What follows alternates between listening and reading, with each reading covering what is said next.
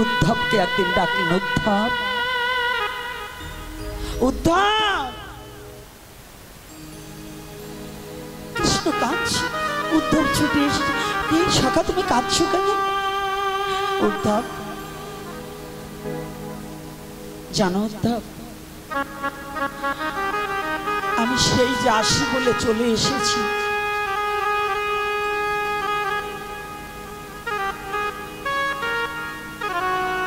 আর আমি গোকুল নগরে ফিরে যাইব। আমার একটা কথা নেবে উদ্ধব? পিতা নন্দ মহারাজ, মা যশোমতী কেমন আছে? কেমন আছে শ্রীরাম সুধাম, দাদা বলরাম? কেমন আছে ব্রজের সেই কাঙাল কাঙালিনীগণ?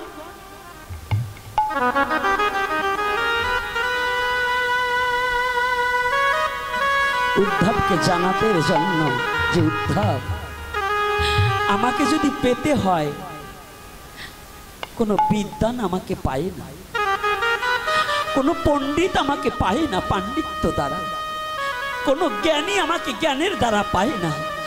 যদি শুদ্ধ ভক্তের শুদ্ধ ভক্তির দ্বারা আমি ভক্তের কাছে চিরতরে বাধা হয়ে যাই, এই তত্ত্বটাকে একমাত্র জানাবার নিমিত্তে উদ্ধবকে বললেন, উদ্ধব একটা কথা শুনবে ভাই?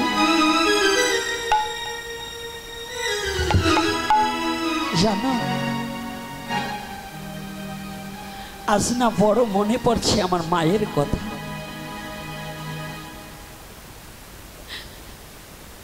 আমার মায়ের কথা বড় মনে পড়ছে।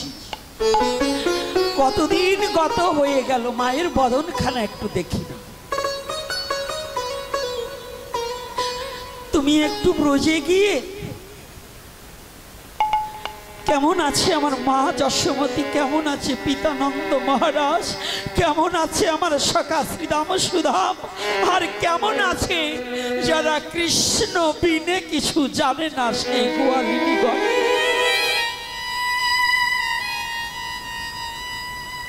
একটিবার তুমি আমার কাছে একটু সংবাদ নিয়ে আসো, যাও ভাই। উদ্ধব রওনা দেবে, রওনা দিয়েছে, পিছন হতে ডাক দিয়েছে ভগবান কৃষ্ণ, উদ্ধব এদিকে আসো। হ্যাঁ কানু, কানাই আমাকে ডাকলে কেন? আমি ডেকেছি এই পোশাকে নয়,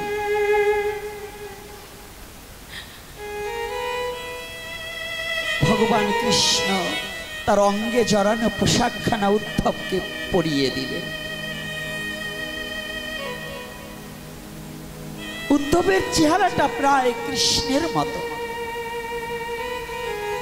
কৃষ্ণ নয় কিন্তু কৃষ্ণের মতোই চেহারাটা, একেবারে অবিকল কৃষ্ণের মতো দেখতে।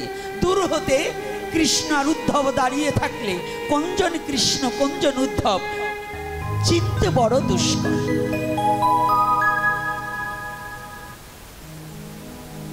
কৃষ্ণের নিবেদিত পোশাক উদ্ধবকে পরিয়ে দিয়েছে, ভগবান কৃষ্ণের চরণের নূপুর দুখানা উদ্ধবকে পরিয়ে দিয়েছে। লীলাটা একটু স্মরণ করুন, লীলাটার মধ্যে একটু স্মরণ করুন, এখানে কথাটা কি? উদ্ধবকে সমস্ত কিছু দিয়েছে, শুধু বাঁশিটা দেয়। উদ্ধব ধীরে ধীরে ছুটে চলেছে।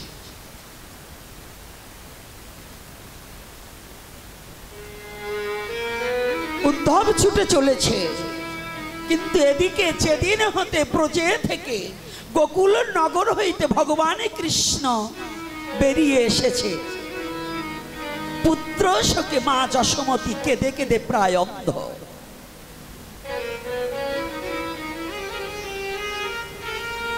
নন্দ মহারাজ পথপানে, যে পথ দিয়ে কৃষ্ণ বলরাম গিয়েছিল, ওই পথপানে তাকিয়ে আছে।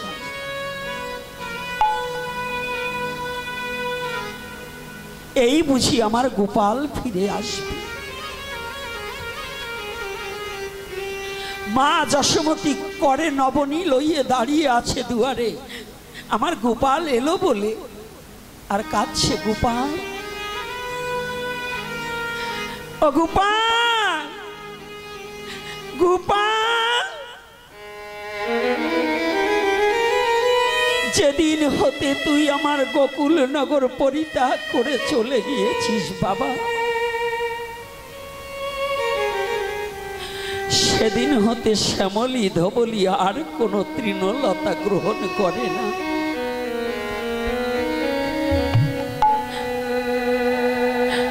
কোনো তৃণলতা গ্রহণ করে না।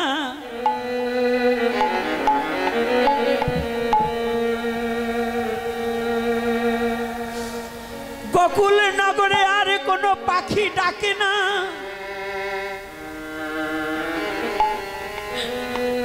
তাকিয়ে দেখ, সে একবার সে দেখে যা গোপাল, গোকুল নগরের সমস্ত বৃক্ষের পাতাগুলো শুকিয়ে গেছে।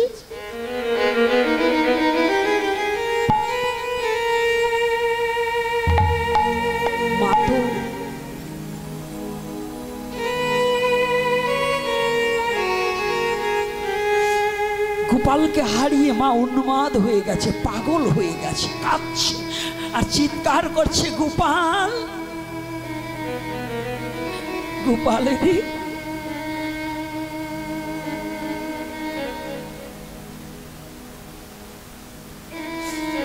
বিশ্ব জগতে বল গোপাল, তুই ছাড়া আমার তো জগতে আর কেউ নেই।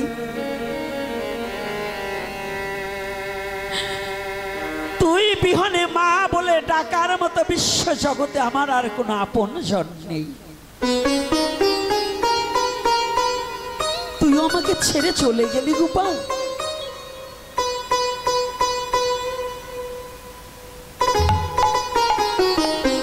করে নবনী ন্যায়, আমি তোর মা, আমি দাঁড়িয়ে আছি তোর আশা পানে।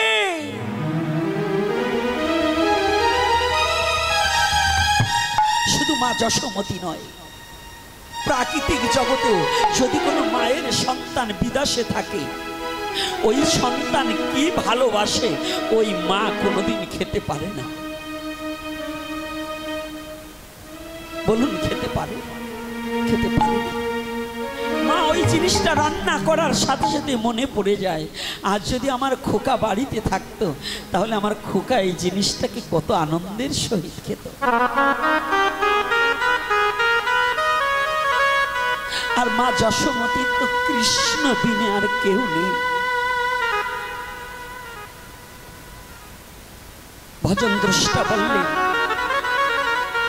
অনুরাগী ভক্ত তিনি বললেন, মা, ও মা যশোমতী, তুমি কাঁদছো?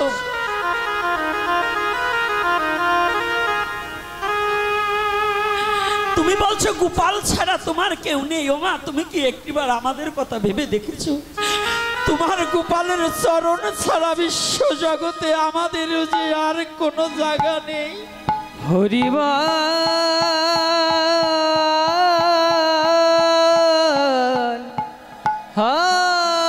হরিবল। তোমার গোপালের চরণ ছাড়া আমাদের যে আর কোনো দাঁড়াবার জায়গা নেই। তুমি বলছো তোমার কোনো জায়গা নেই। ও মা, তুমি কি একটিবার ভেবে দেখেছো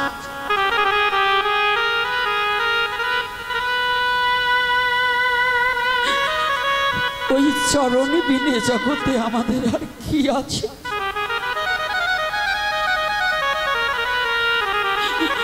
ও মা, যে চরণ যোগী পায় না যোগ সাধনে, ব্রহ্মা পায় না ব্রহ্ম জ্ঞানে, সেই চরণ, সেই কৃষ্ণ তোমাকে মা বলে ডেকেছে। মাতিয়ে ঠিকই তোমার ভাগ্য আছে। মা কি প্রবোধ মানে? মা তো মায়ের প্রবোধ মানে না। পুত্রহারা বেদনা বিশ্ব জগতে কাউকে বুঝানো যায় না। মায়ার জগতে পুত্রহারা বেদনা জগতে পৃথিবীতে কাউকে বুঝানো যায় না। কাউকে বুঝানো যায় না। কে বুঝবে?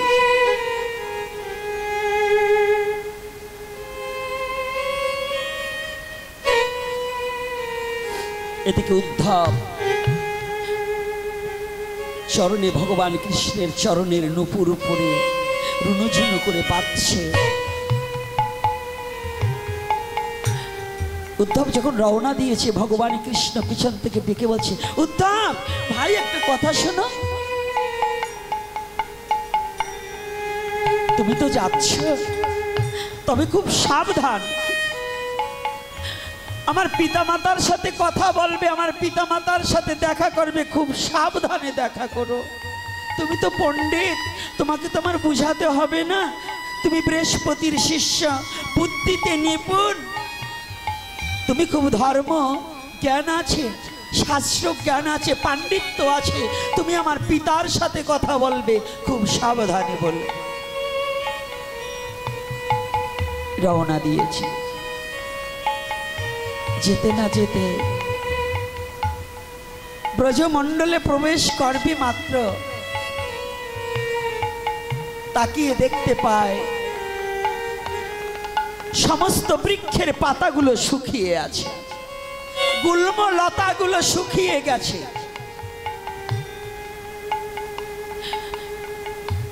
বৃন্দাবনের গাভীগুলো যে পথ দিয়ে আমার প্রাণ গোবিন্দ হেঁটে চলে এসেছে, ওই পথ অভিমুখী বদনখানা উঁচু করে দিয়ে হাম্বা হাম্বা রবে ডাকছে, গোপাল একটিবার ফিরে এসো।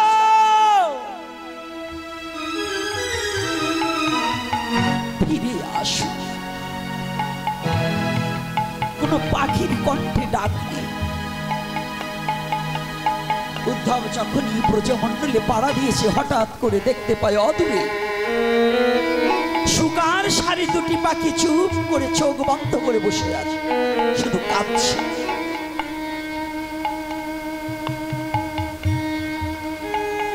শুকার সারি দুটি চোখ বন্ধ করে কাঁদছে।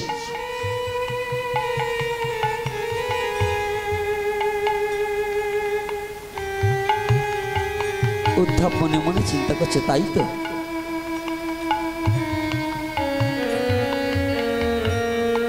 পাখি হয়ে কাঁদছে কেন?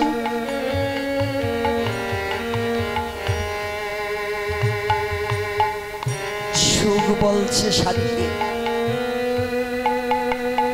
সুখ শাড়িকে ডেকে বলছে, শাড়ি চোখ দুটি একবার খোলো, নিজের চোখও বন্ধ। আবার শাড়িকে ডেকে বলছে, শাড়ি তোমার চোখ দুটি একটু খুলে দেখো, আমাদের প্রাণ গোবিন্দ বল্লভ বোধহয় আবার ব্রজে ফিরে এসেছে।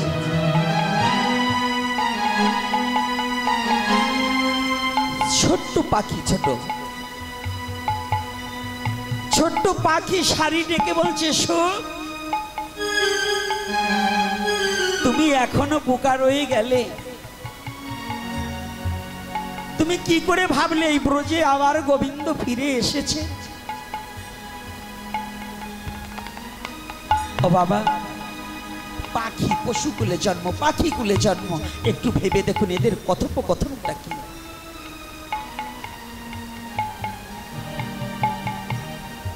শাড়ি বলছি, তুমি কেমন করে জানলে? বলছে, আমি তো জানছি, ওই শোনো আমার গোবিন্দের চরণের নূপুর বাজছে, মানে উদ্ধবের চরণে নূপুর বাজছে। বলছে, ওই শোনো গোবিন্দ ব্রজে ফিরে এসেছে, ওই যে নূপুরের ধ্বনি শ্রবণ করতে পারছি।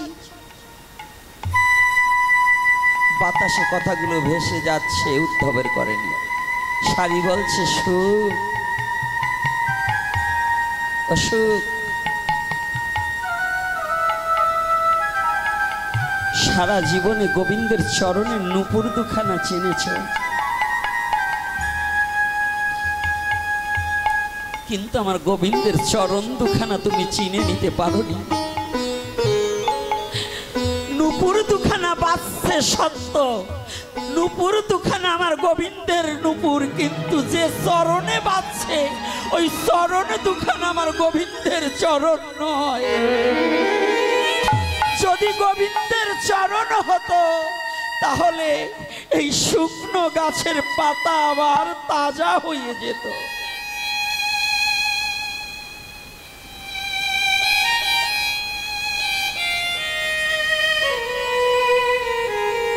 উদ্ধব হঠাৎ করে চমকে গিয়েছে। কি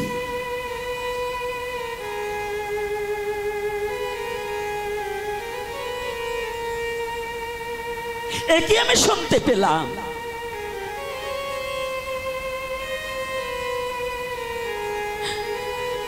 একটা পাখি বলছে চোখ বন্ধ করে যে চরণ দুখানা, নূপুর দুখানা আমার গোবিন্দের, কিন্তু চরণ দুখানা নয়। উদ্ধব অপলক নয়নে তাকিয়ে আছে। কি আমি কাদের কথা শুনছি? ও, আমি ভেবেছিলাম আমার চেয়ে বুঝি কৃষ্ণকে ভালোবাসার আর কেউ নেই। আমি বুঝি কৃষ্ণকে অনেক ভালোবাসি।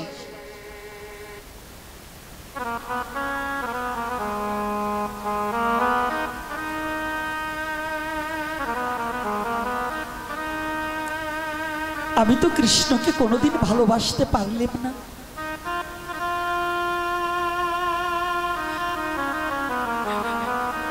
আজ এই বৃন্দাবনের একটা পাখির যদি এগুণ হয়, না জানি বৃন্দাবনের সেই এই ব্রজধামের এই গোকুল নগরের ওই কাঙালিরা কৃষ্ণকে কতটা ভালোবাসে।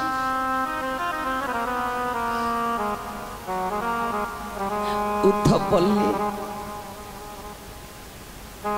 না না, হে হে পাপিষ্ঠ মন, কৃষ্ণের চরণের দাস হওয়ার যোগ্যতাও আমার হয়নি।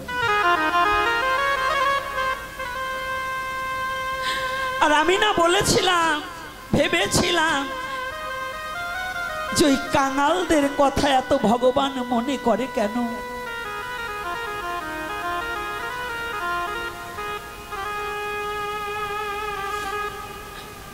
আমার এই অহংকার থাকতে এই পাখির কথাও বোঝার মতো যোগ্যতা আমার নেই।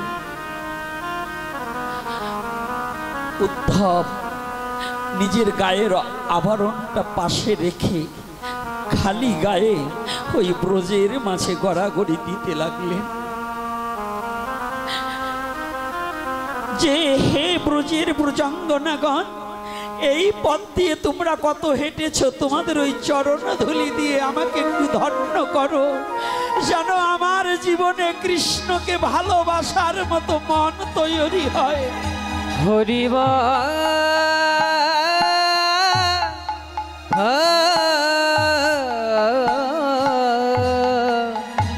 হরে হরে। পিছন থেকে এক পদকর্তা পদ যোজনা করলেন, জগৎজি আমি কবে ব্রজে যাব, ব্রজের তরুলতা হইব, নুয়ায়ে থাকবো ব্রজে পথে। কবে ব্রজে যাব, তরুলতা হব, লোটাইয়ে রব ব্রজে পথে। কবে ব্রজে যাব, তরুলতা হব, কবে রব আমি পথে। আমি কবে ব্রজে যাব, তরুলতা হব, নুয়ায়ে থাকবো ব্রজে পথে। কবে ব্রজে যাব, তরুলতা হব, নুয়ায়ে রব ব্রজের পথে। কবে ব্রজে যাব, তরুলতা হব, নুয়ায়ে থাকবো পথে মাঝে। ওরে কবে হাঁটিতে চলিতে ব্রজ গোপী গহনে, কবে হাঁটিতে চলিতে ব্রজ গোপী পানে।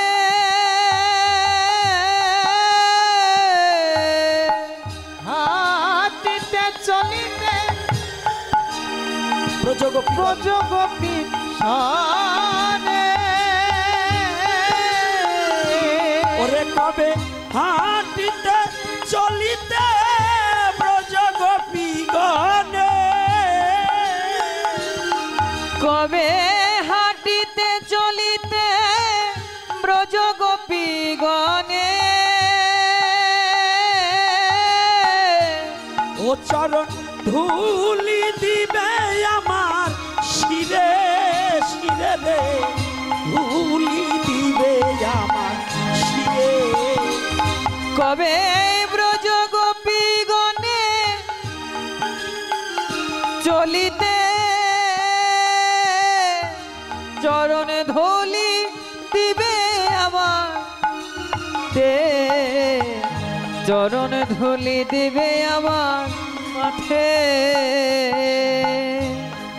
বলো সেই দিন আমার কবে হবে ভাবে সেই দিন আমার কবে হবে সেই দিন আমার কবে হবে সেই দিন আমার কবে হবে ওরে ওই ব্রজগোপীর চরণ ধুলি আমার শিরে মাখি বলে বলো সেই দিন আমার কবে হবে কবে ব্রজগোপীর চরণে ধুলি শিরে মাখিব সেই দিন আমার কবে হবে সেই দিন আমার কবে হবে পদকর্তা পদযোজনা করলেন আর উদ্ধব অহংকারটা ভেঙে গেল বিদ্যার গৌরব থাকতে কুলের গৌরব থাকতে রূপের গৌরব থাকতে ধনের গৌরব থাকতে কোনদিন ভগবানকে পাওয়া যায়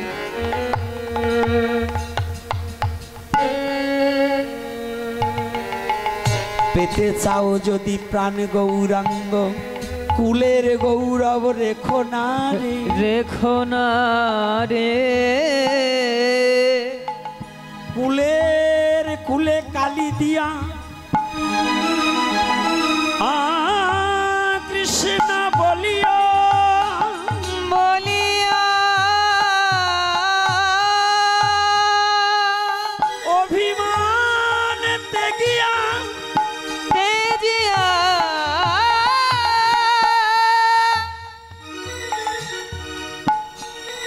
একবার কৃষ্ণ বলিয়া ডাকো কৃষ্ণ বলিয়া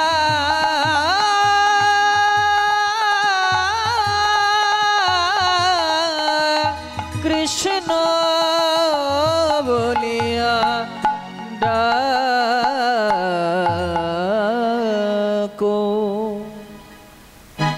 ভাগবতী আমাদের শিক্ষা দিলেন ভগবান কাছে থাকলেও ভগবানকে চেনা যায় কি চেনা যায় অন্ধের হাতে যদি স্বর্ণের দলাও দেওয়া হয় অন্ধ ব্যক্তিকে এটা এত মূল্যবান সম্পদ বুঝতে পারবে বুঝতে পারবে কথা বলেন না কেন এখন কথা বলুন বোঝা যাবে কারণ কেন সে অন্ধ তা সনাতন ধর্মে জন্মগ্রহণ করে সনাতন ধর্ম কি বস্তু অনেক সনাতনী জানেন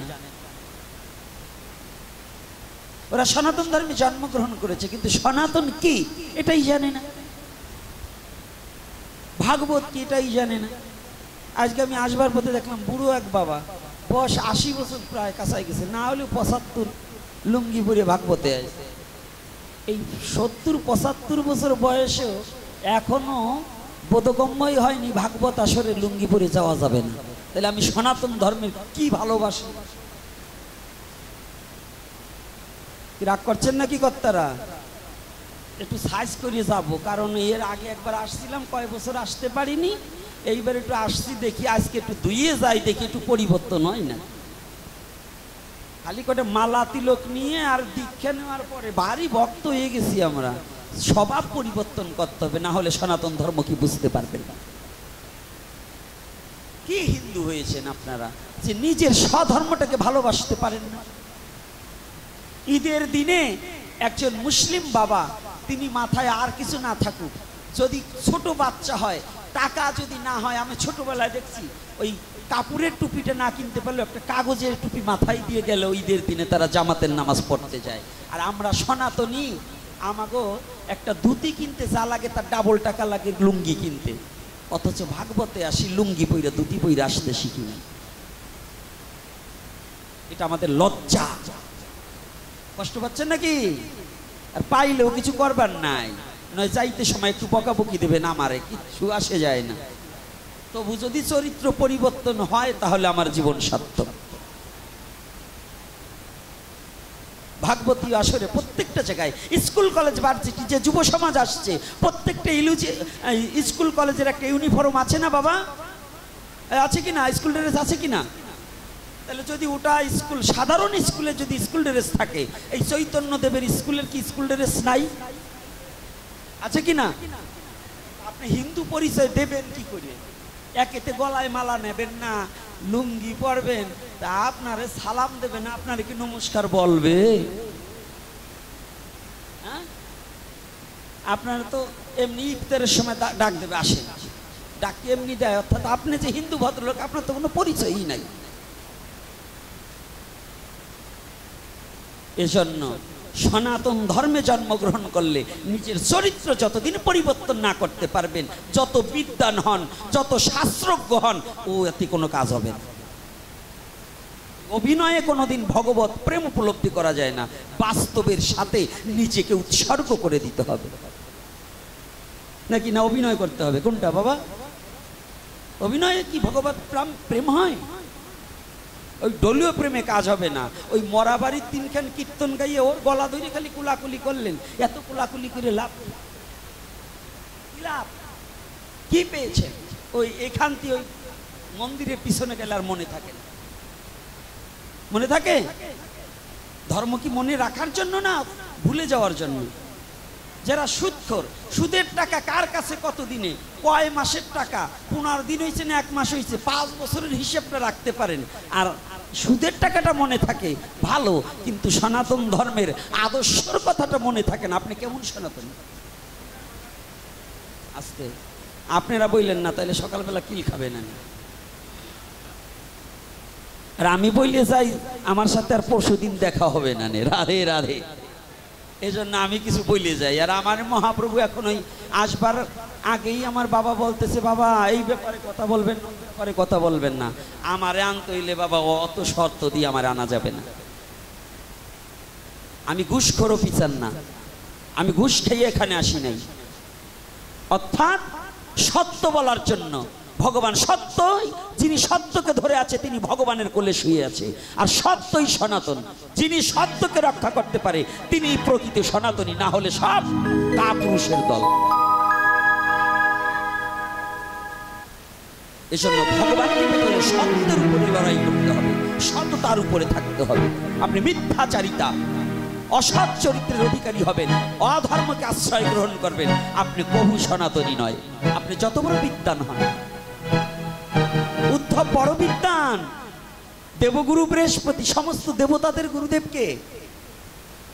হ্যাঁ, বৃহস্পতিবারে মাছ মাংস ভালো করে খাওয়া হয় তো? হ্যাঁ, কথা বলেন। বৈশাখ মাসে ঝড়া বাচ্ছে, নেমুড়িতে পান সাবাইয়ে ঠোঁট একেবারে মা কালীর মতো লাল করে ফেলছে। ঝরা দেওয়ার দাম রয়েছে কি? এই বৈশাখ মাসে নেশামুক্ত থাকতে হবে। পান চাবালি পরে ভাগবত আসরে আসছেন কেন? বলতাম না, এটা আমার অভ্যাস।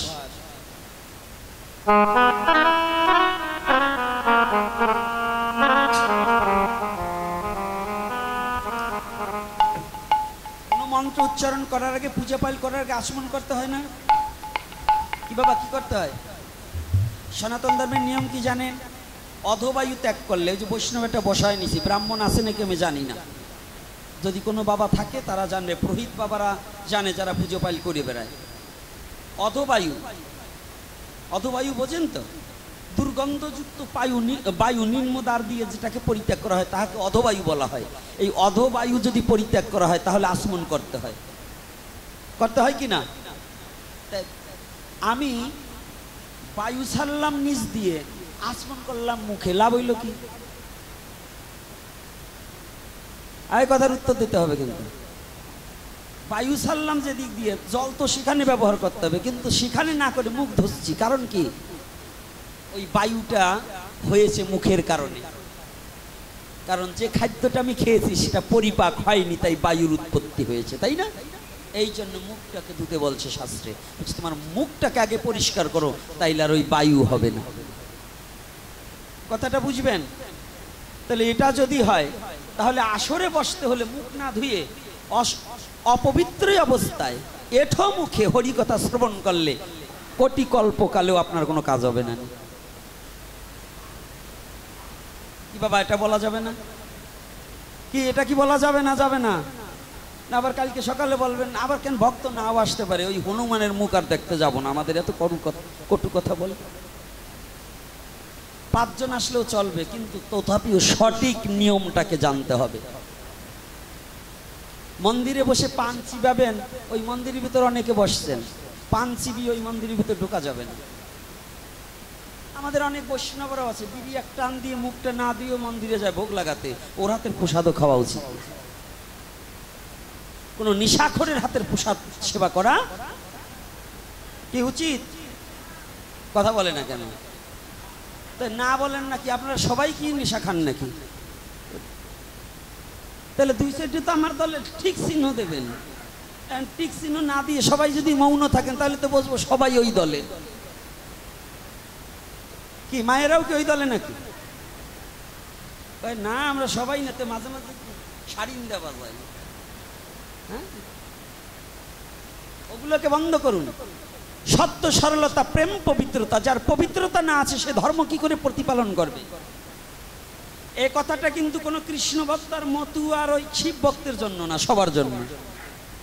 নাকি পবিত্রতা কি সবার জন্য না এক খালি কৃষ্ণ ভক্তের জন্য?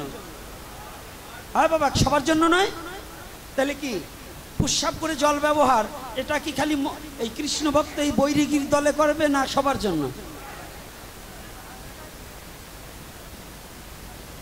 কষ্ট হচ্ছে নাকি আমার কথা শ্রবণ করতে? একটু মাঝে মাঝে হরি ভগবানের কথা বলবো, আর এটাও বলবো। এর জন্য দুটো দিকই রক্ষা করতে হবে। এইবার দেখুন উদ্ধবের অহংকারটা কি, কাছে ভগবান থাকলেও চেনা যাবে না। এর মধ্যে না জানি কোনজন শুদ্ধ বৈষ্ণব আছে, বৈষ্ণব চিনিবার দেবতার নাই শক্তি, বৈষ্ণব চিনেছে হর আর পার্বতী। বৈষ্ণব কখনো পোশাকে চেনা যায় না। কি বৈষ্ণব পোশাকে চেনা যায়? মতুয়া কি খালি এই চুলদারি রাখলে চেনা যায়? কি বাবা, আবার কষ্ট পান নাকি আমার কথা? আমার ভালো লাগছে আপনাকে দেখে, কিন্তু আমার খুব আনন্দ হচ্ছে। তাহলে আমাদের পোশাক আর শাস্ত্র জানলো বহুত বিদ্যান, এতে ভগবত প্রেম উপলব্ধি করা যাবে না। আগে শুদ্ধতা আছে কিনা, সুচিতা আছে কিনা। তবে আমাদের আবার কিছু দোষ আছে, দোষেরটা আগে বলি, গুণেরটা পরে বলবো। ভগবানের কথাও বলতে হবে, নিজেদের সংস্কারের কথা বলতে হবে। সংস্কার না করলে পরে সনাতন ধর্মের এখন যা পরিস্থিতি, এরা মাঝে মাঝে বাবার নামও পাল্টাই বলতে চায়।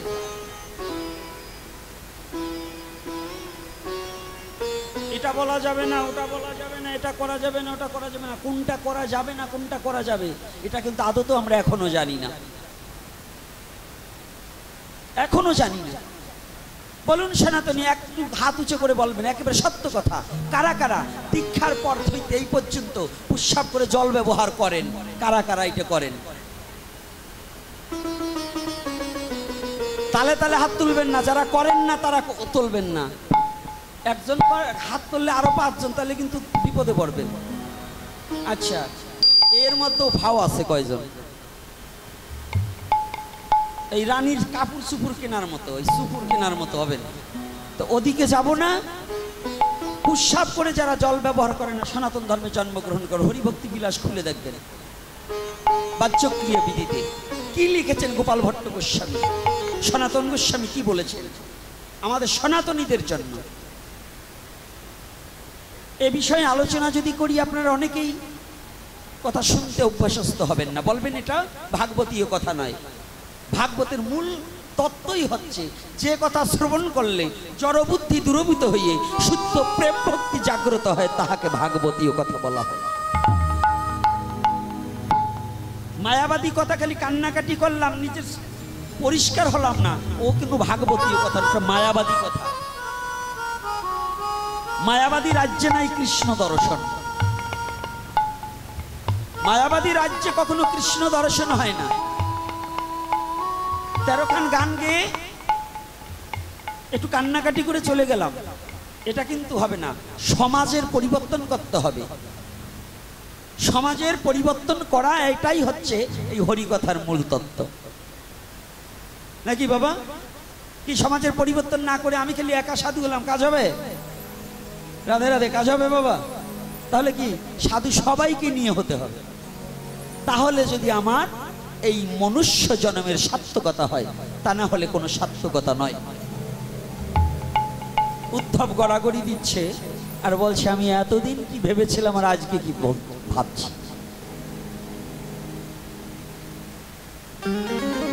এজন্য ভাগবতে একটা কথা বলছে, ঈশ্বরের কৃপালেশ হয়তো যাহারে সেই ঈশ্বর তত্ত্ব বুঝিবারে পারে।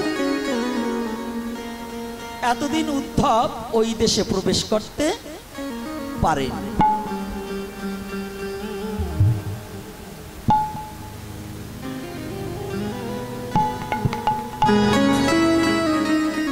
উদ্ধব ওই রাজ্যে প্রবেশ করতে পারেনি।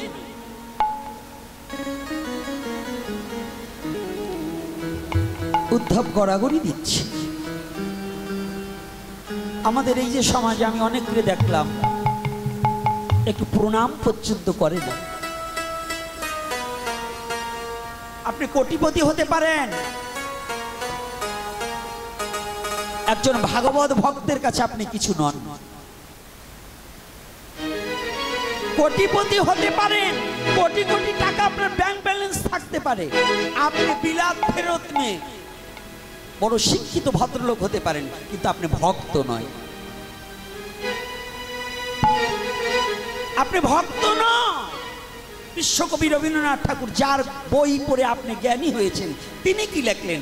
আমার মাথা নত করে দাও হে তোমার চরণ ধুলার তলে, সকল অহংকার হে আমার ডুবাও চোখের জলে।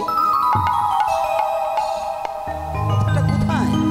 বিশ্বকবি রবীন্দ্রনাথ ঠাকুর, বিশ্ব বরণীয় যিনি, বিশ্ব স্মরণীয় যার কথা, বিশ্বের শ্রদ্ধার পাত্র যিনি, তিনি বললেন আমার মাথাটা একটু নত করে দাও।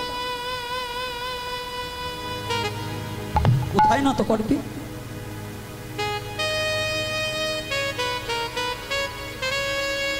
জানি আজ অহংকারের আসনে বসে এই মালা তিলক পরে এই আসনটা দিয়েছেন আপনারা, এখানে বসে আমি কত বড় অহংকারী হয়েছি জানেন? এই যে এসে বসেছি, কিন্তু আপনাদের মতো সাধুগুরু বৈষ্ণবের চরণ ধুলি নেওয়ার মতো ভাগ্য আমার হয় না।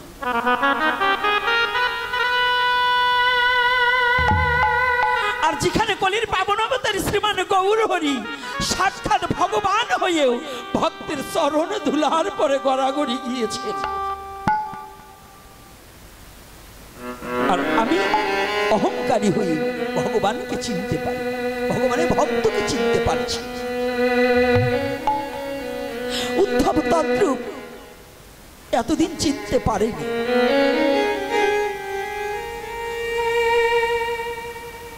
উদ্ধব করজোরে বিনয় করে বলছে,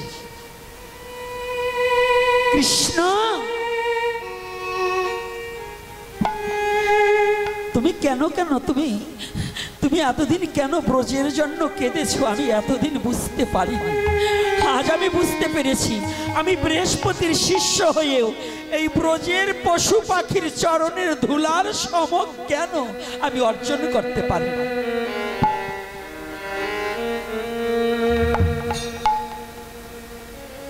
হাঁটছে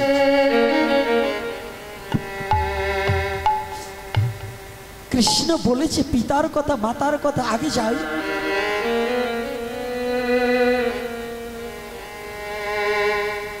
আগে গিয়ে আমি একটু শ্রবণে করে আসি কেমন আছে মা যশোমতী, কেমন আছে নন্দ মহারাজ। জানি নন্দ মহারাজ কেঁদে কেঁদে প্রায় অন্ধ, পুত্রহারা শোকে, পুত্রকে হারিয়ে পিতা পাগলের মতো হয়ে গেছে।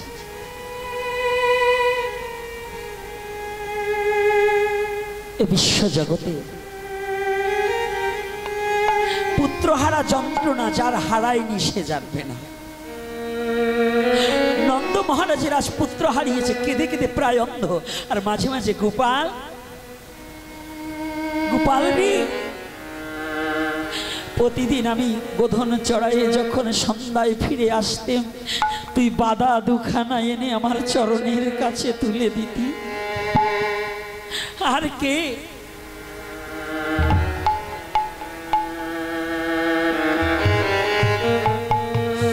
এদিকে মা যশোমতী দুয়ারে দাঁড়িয়ে কাঁদছে। ওরে তুই সারা আরে কে বায়াছে রে,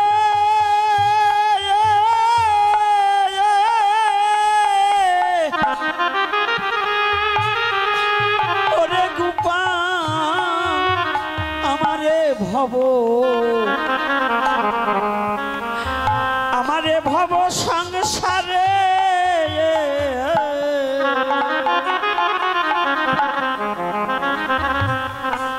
ওরে তুই, তুই আমার বুক চিরা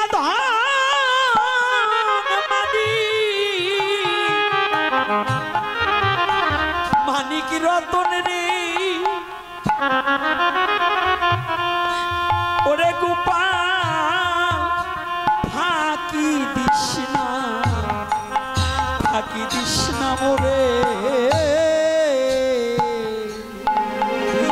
আর কে বাজাচ্ছে তুই ছাড়া কে বাজাচ্ছে রে, আমার কে বায়াছে রে,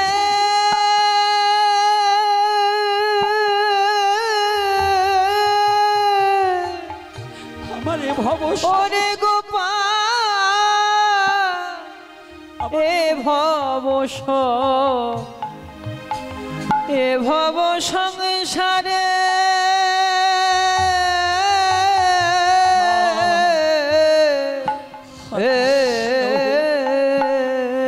ওরে তুই বুক চিরা ধন মানিক রতন, বুক চেরা ধন মানিক মানিক রতন রে, ওরে গোপাল ফাঁকি দিস ফাঁকি দিস না, ফাঁকি দিস না মোরে,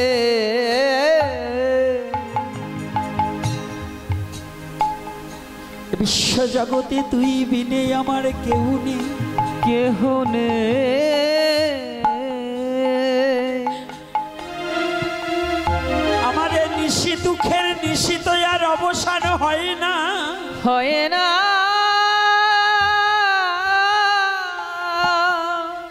আর এখন কেউ তো আমাকে মা বলে ডাকে না, ডাকে না, কেউ আর মোহনে বাঁশি বাজায় না, বাজায় না,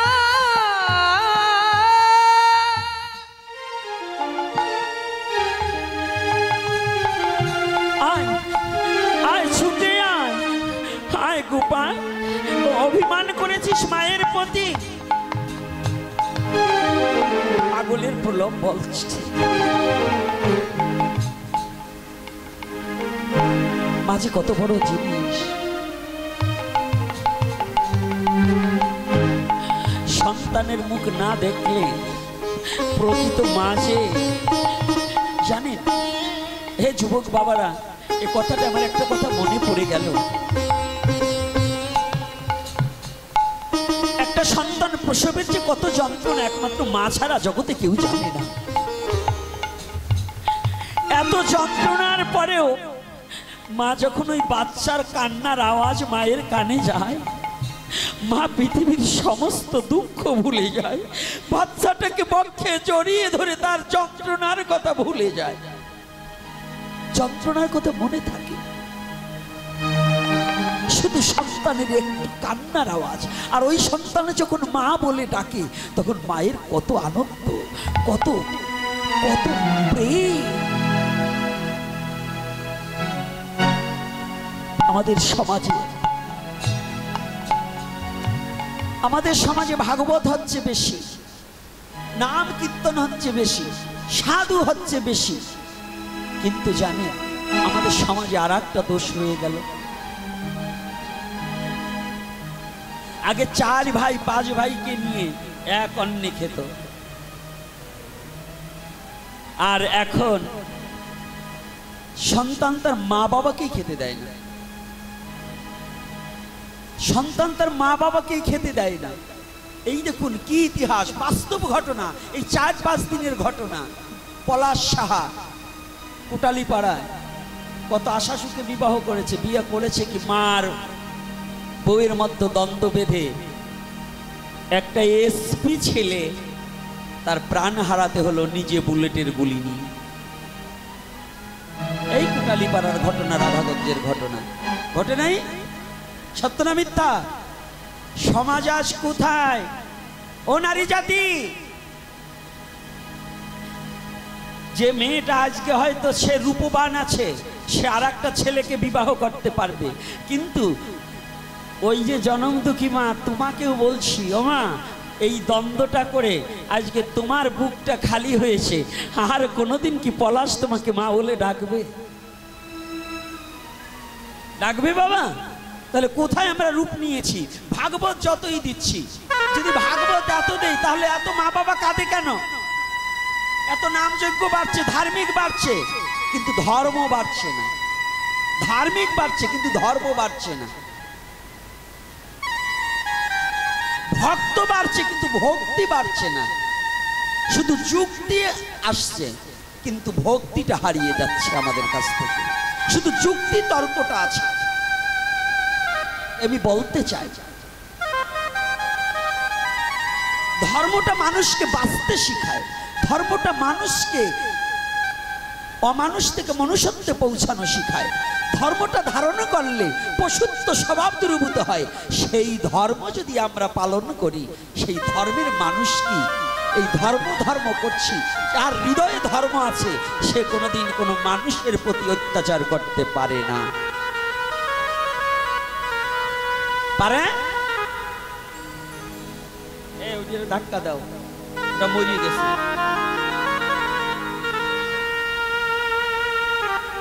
কিরে মা, সারা জীবন 70 বছর তো বয়স হয়ে গেল, ঘুমাই তো 35 বছর কাটাইছে, এখনো ঘুম ভাঙে না।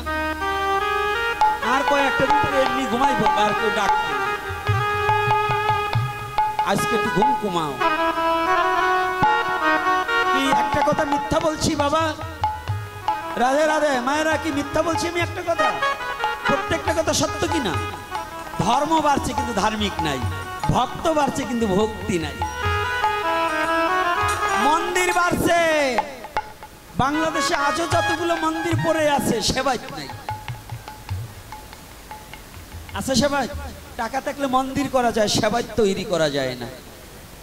হ্যাঁ, সেবায়ত তৈরি করা যায় না। টাকা থাকলে কীর্তন দেওয়া যায়, কিন্তু ভক্ত আনা যায় না।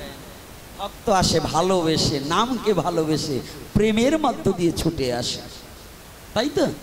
তো আজকে উদ্ধব নন্দ মহারাজ যখনই কেঁদে কেঁদে প্রায় অন্ধ, নন্দ মহারাজের কাছে গিয়ে উপনীত হয়েছে। আবছা আবছা দেখতে পাচ্ছে নন্দ মহারাজ, কৃষ্ণের মতোই তো দেখায়, সেই চূড়া, সেই পোশাক, চেহারাটা তোমার কৃষ্ণই। ও নন্দ মহারাজ বসা ছিল, দাঁড়িয়ে গিয়ে, গোপাল বাবা, আমার কথা মনে পড়েছে, আয়, এতদিন পরে তুই এসেছিস বাবা, এতদিন পরে আমার কথা মনে পড়েছে।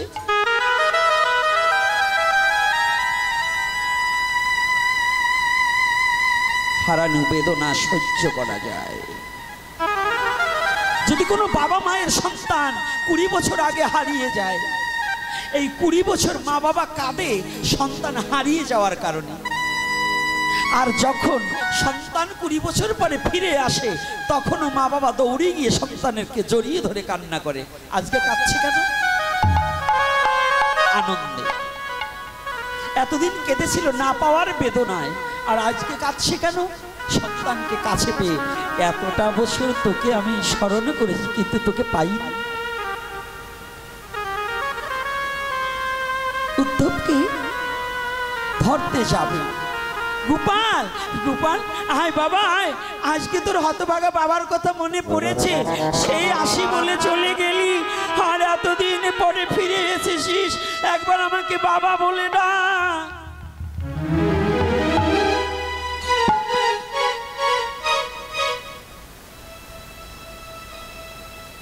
শুধু যখন জড়িয়ে ধরবে, উদ্ধব বলছে, মহারাজ আমি আপনার ছেলে।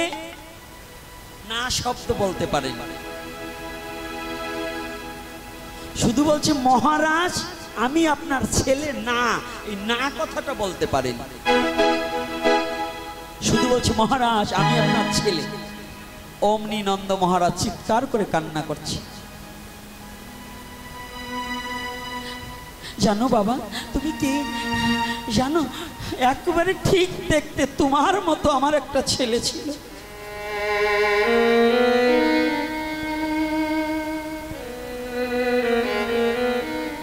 ঠিক তোমার মতো দেখতে।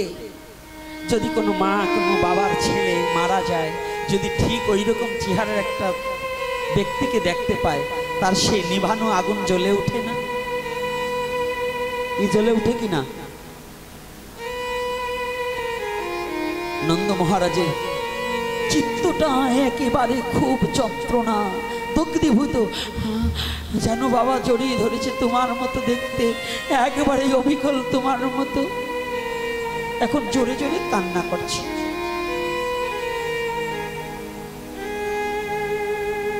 নন্দ মহারাজ জোরে জোরে চিৎকার করে কান্না করছে।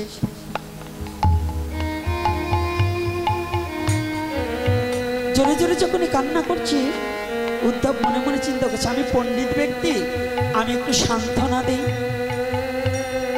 আমাদের মাঝে অনেক পণ্ডিত আছে, আমাদের মাঝে অনেক ব্যক্তি আছে, একজন সাধু দেখলে একটু টেস্ট করে। টেস্টার, আমি নাম রাখছি এগুলো টেস্টার আর থার্মোমিটার। কোন গ্রামে কোনো বাড়িতে যদি কোনো সাধু আসে, একজন আর একজনের বলে, এই চল দিয়ে একটু যাই, সাধু কেমন সাধু একটু টেস্ট করে আসি। কি বলে না এরকম? কয়ে এই চল আর একটু পরীক্ষা করে শুনি কেমন জানে। আচ্ছা বলুন তো, এই ভক্ত দুইজনের নাম রাখছি, একটা থার্মোমিটার আর একটা টেস্টার। টেস্টার দিয়ে কারেন্ট চেক করে, আর থার্মোমিটার দিয়া জ্বর মাপে না? আচ্ছা আপনি বলুন তো, টেস্টারের মধ্যে আর একটা বাল্ব থাকে না? আচ্ছা আপনি হোল্ডারের মধ্যে টেস্টার ঢুকাই দিলেন, কিন্তু ভাবলেন যে কারেন্ট নাই, ওই টেস্টারের ভিতরে বাল্ব কাটা। এইবার হোল্ডারে দিয়েছেন, দেখলেন জ্বলে না বাতি। এখন হাত দিলে কি কারেন্টে মাপ করবে? কি পিছনের বাবারা মাপ করবে নাকি? কারেন্টে কি কাউরে খাতির করবে? করবে না। আচ্ছা আপনার ছেলের জ্বর হয়েছে, থার্মোমিটারের মধ্যে পারদ আছে, তো মনে করেন দৈব দশায় পারদটা নষ্ট হয়ে গেছে। ছেলের জ্বর 108, থার্মোমিটার বগলের তলায় দিয়া আধা ঘন্টা চাপে ধরে দেখলেন না 92 আছে কিংবা 98 আছে, ছেলের জ্বর নাই। কিন্তু এদিকে ছেলের কিন্তু দফা রফা সারা। বলেন তো কেন? থার্মোমিটারে যদি পারদ না থাকে তাহলে জ্বর যেমন চেনা যায় না, টেস্টারের মধ্যে যদি বাল্ব না থাকে তা যেমন কারেন্ট বোঝা যায় না, তদ্রূপ তোমার মধ্যে ভক্তি না থাকলে কোনোদিন কোনো বৈষ্ণব সাধুকে চিনতে পারবা না। যদি তুমি ভক্তি রাজ্যে ভজন রাজ্যে প্রবেশ না করো, তুমি যদি কোনো সাধুকে টেস্ট করতে যাও, ওই বাল্ব ছাড়া টেস্টার যেমন তোমার অবস্থা হবে তেমন। হাত দিলে রাধে রাধে না, কথাগুলো কি মিথ্যা সাধুকর্তা? তাহলে এই জন্য উদ্ধব মনে মনে ভাবছে, আমি যা পণ্ডিত, আমি নন্দ মহারাজকে সব একেবারে সান্ত্বনা দিয়ে দেব। আমরা কিছু কিছু লোক আছি, আমি ভাবি আমি যা গোসাই, আমার সে গোসাই কি বাংলাদেশের আছে? এই যে অহংকার, আমি এতটুকু বুঝিনি এটা বালকের কাছেও ভজনে আমি হেরে যেতে পারি। জন্মান্তরবাদ যেহেতু সনাতন ধর্মে আছে, আমার এটা না সনাতন ধর্ম, অন্য কোনো ধর্ম না। যে ধর্মে জন্মান্তরবাদ আছে, বহুত জন্মের পুঞ্জিত ফলম হেন জন্ম লভয়েতে, সেটার নাম সনাতন ধর্ম। আমি জন্মেছি সনাতন ধর্মে। তাহলে ওই একটা বালক কতবার পৃথিবীতে এসে ভজন করিতে করিতে প্রহ্লাদ যদি ৫ম বৎসরে কৃষ্ণ প্রাপ্তি হতে পারে, তাহলে কি একটা বালক আমার চেয়ে ভজন বেশি করতে পারে না? পারে কিনা? একটা বালককেও তো আমাদের শ্রদ্ধা করতে হবে নাকি? আমি ব্রাহ্মণ কুলে জন্মগ্রহণ করছি, আমি বৈরাগী হয়ে গেছি, আমি প্রণাম নেব ছাড়া কাউরে দেব না, এইটা কি হবে?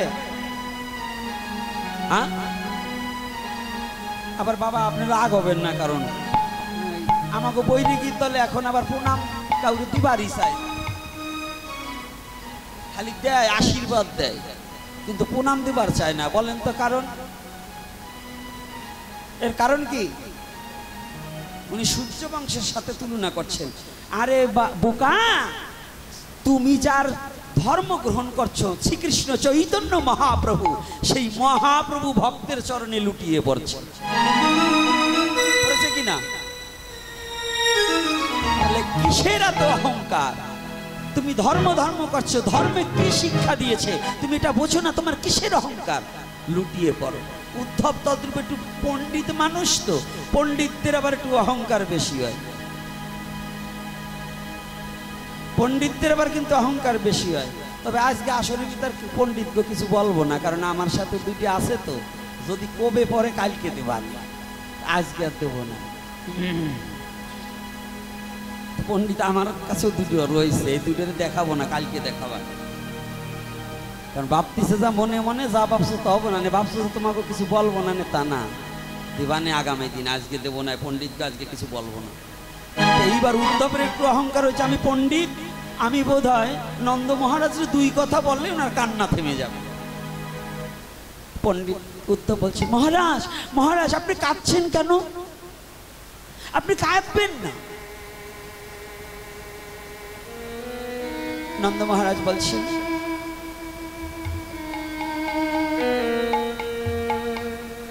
একই উদ্ধব, তুমি একটু আগে আমাকে পরিচয় দিয়েছো, তুমি বৃহস্পতি শিষ্য পণ্ডিত উদ্ধব। আমার পুত্রহারা যন্ত্রণা, আমার পুত্রহারা তোমাকে দেখে আরো আমার দাউ দাউ করে জ্বলে উঠেছে। আর আমার এই পুত্রহারা যন্ত্রণা আমি কাঁদবো না। তুমি তো বাবা হওনি, আমি বাবা হয়েছি। পুত্রহারার কত যন্ত্রণা আমি জানি। অবিবাহিত মেয়েকে যেমন প্রসব বেদনা জিজ্ঞাসা করলে সে বলতে পারে না, তদ্রূপ তুমি তো বাবা হওনি, তুমি বাবার মর্মতা বুঝতে পারবে না। তবু বলছে, মহারাজ আপনি যার জন্য কাঁদছেন সে তো আপনার পুত্র না। মহারাজ আমার পুত্র না মানে? সে কে? কৃষ্ণ আমার পুত্র, গোপাল আমার পুত্র, তুমি বলছো আমার পুত্র না, সে কে? মহারাজ জানেন কৃষ্ণ না সাক্ষাৎ ভগবান। যখনই বলছে সাক্ষাৎ ভগবান, নন্দ মহারাজ দাঁড়িয়েছিল, অমনি ব্রজের মাটিতে পড়ে গড়াগড়ি ইচ্ছার চিৎকার করছে,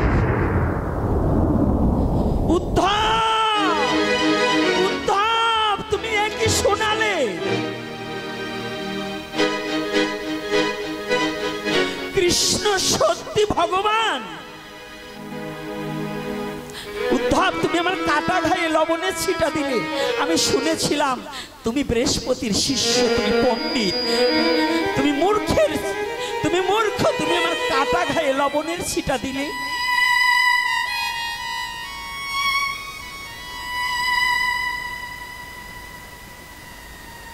এতদিনে আমার একটা শোক ছিল।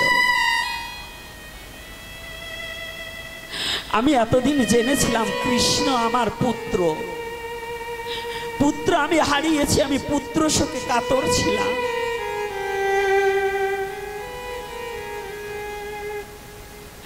আমি পুত্র শোকে কাতর।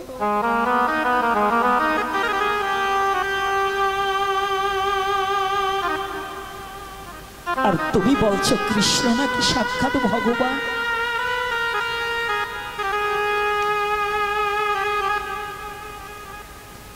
উদ্ধব, তুমি আমার কাটা ঘায়ে এমন করে যন্ত্রণা দিলে। একেতে পুত্রহারা যন্ত্রণা নিয়ে আমি কাঁদছি, আর তুমি বলছো কৃষ্ণ নাকি ভগবান। তাহলে বলো উদ্ধব,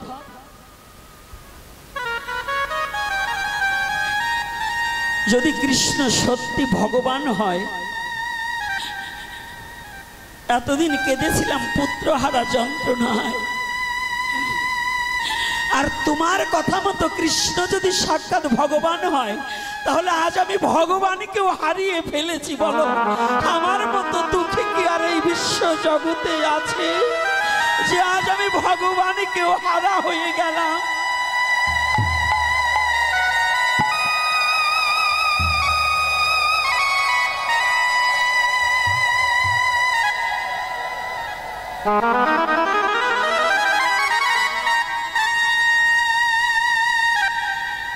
উদ্ধব,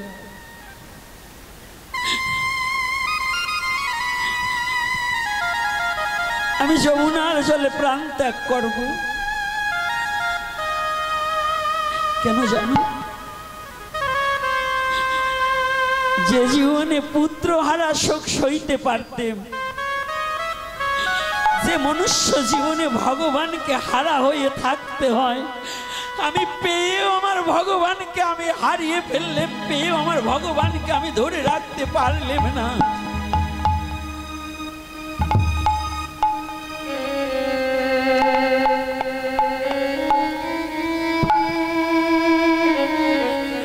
আমার ভগবানকে কাছে পেয়ে আমি কোনোদিন তার চরণ দুখানা জড়িয়ে ধরতে পারলাম না।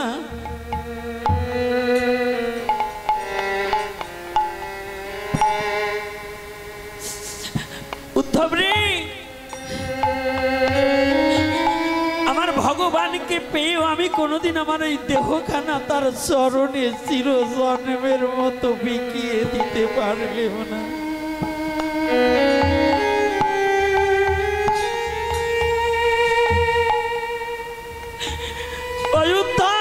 আমি ভগবানকে পেয়েও আজ আমি হারিয়ে ফেললাম। বল, আর আমার গতি কি হবে?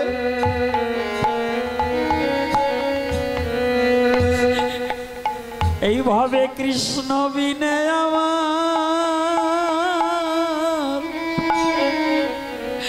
আর কে আছে? এইভাবে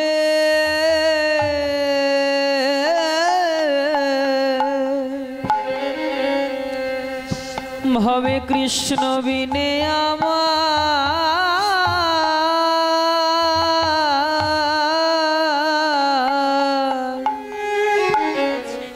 আর কে আছে? ওরে বলো, এখন আমি ওরে যাব কার কাছে?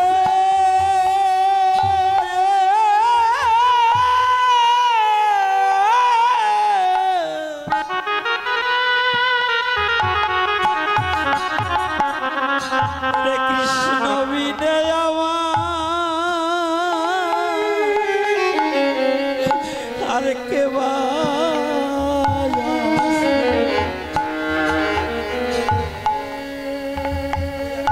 এখন আমি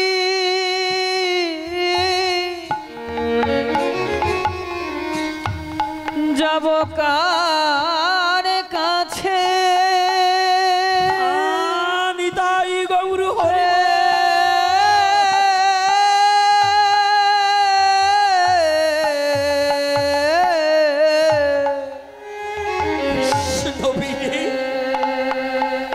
কৃষ্ণ বিনে আমার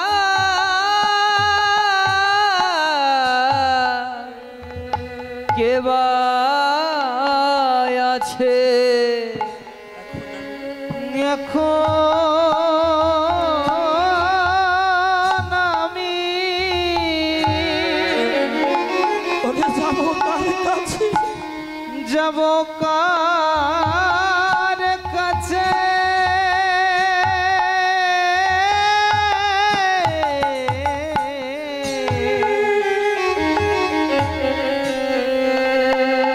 কৃষ্ণ বিনে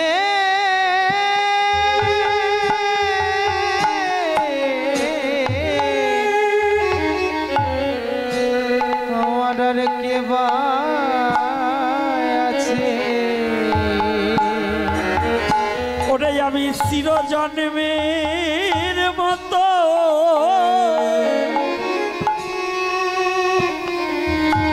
ওরে কৃষ্ণ হারা হলো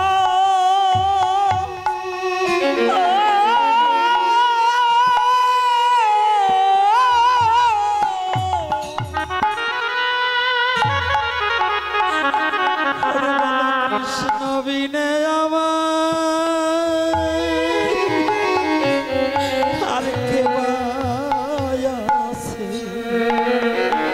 আমি চির জন্মে মতো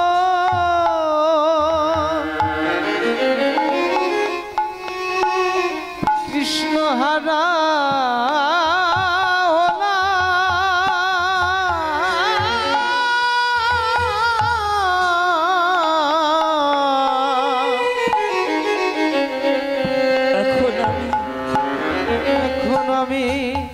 যাবো কার কাছে কৃষ্ণ বিনে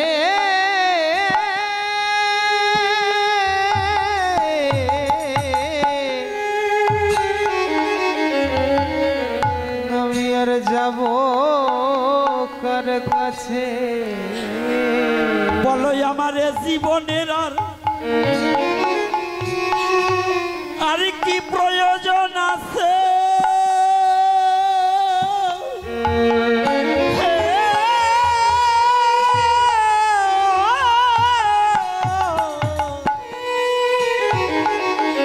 আমার কৃষ্ণ বিনে আমি আর যাব কার কাছে আমার জীবন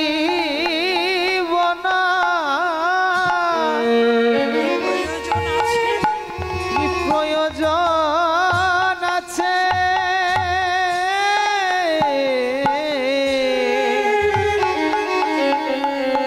কৃষ্ণ বিনে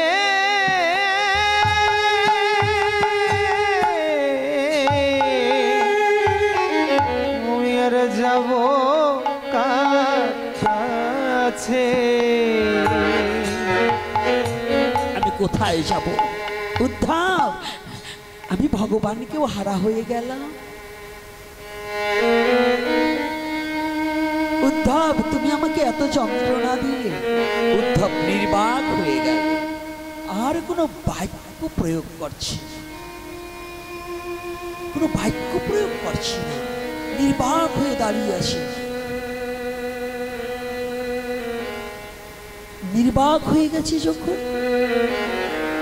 নন্দ মহারাজ বলছে উদ্ধব তুমি আমার কাছে থেকেছো খবরদার তুমি রানীর কাছে যেও না এ কথা যদি রানী শ্রবণ করে তাহলে প্রাণে আর বাঁচবে না তুমি যেও না তুমি আমার রানীর কাছে যেও না কৃষ্ণ যে সাক্ষাৎ ভগবান এটা যেন রানী কখনো না জানতে পারে তাহলে কিন্তু মহাবিপদ আছে তাই ঘড়ির দিকে চেয়ে দেখি আমার সময় বেশি না আস্তে আস্তে সমাপন করব মনে ভাবি তাই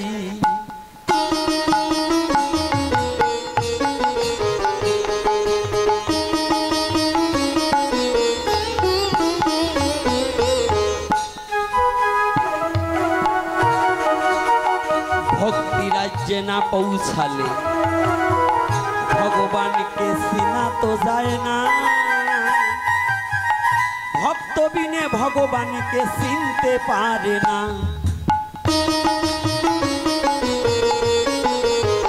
রাধে রাধে।